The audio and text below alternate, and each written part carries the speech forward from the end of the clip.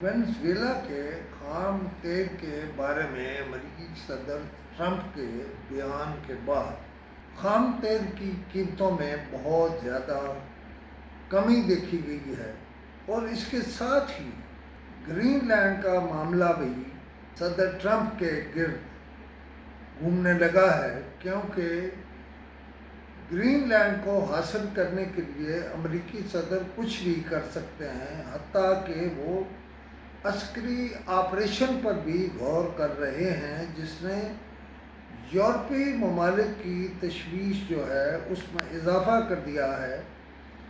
اور دوسری طرف یورپ میں شدید برف باری کی وجہ سے نظام زندگی معطل ہو گیا ہے اور اب تک اس میں 6 افراد ہلاک اور سینکڑوں پروازیں منسوخ ہو گئی ہیں۔ یہ جو میں نے کہا کہ 6 ہلاکتیں ہوئی ہیں، اس کی صورتحال یہ ہے کہ وینزویلا میں جو کارروائی ہوئی ہے، ایجنسیاں بتا رہی ہیں کہ اس میں 7 روزہ سوگ کا اعلان ہوا ہے، کیونکہ اس میں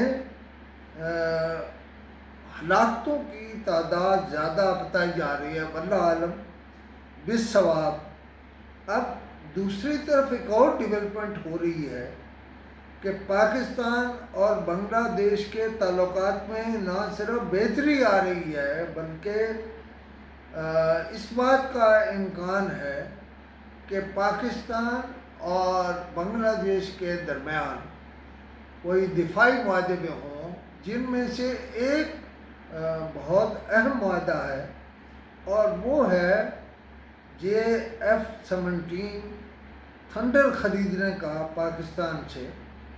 لہذا اس پر میں سمجھتا ہوں بھارت کو تو ضرور ہونی چاہیے تشویش۔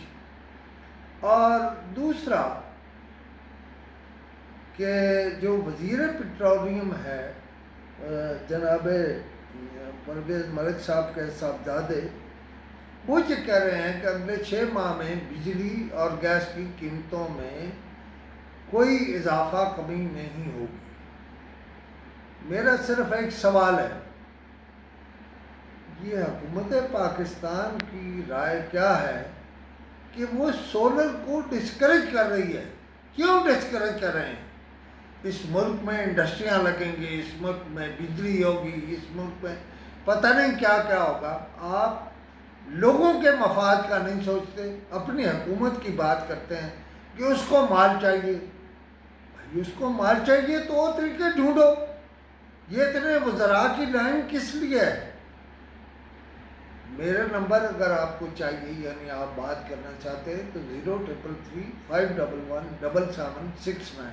خدا حافظ۔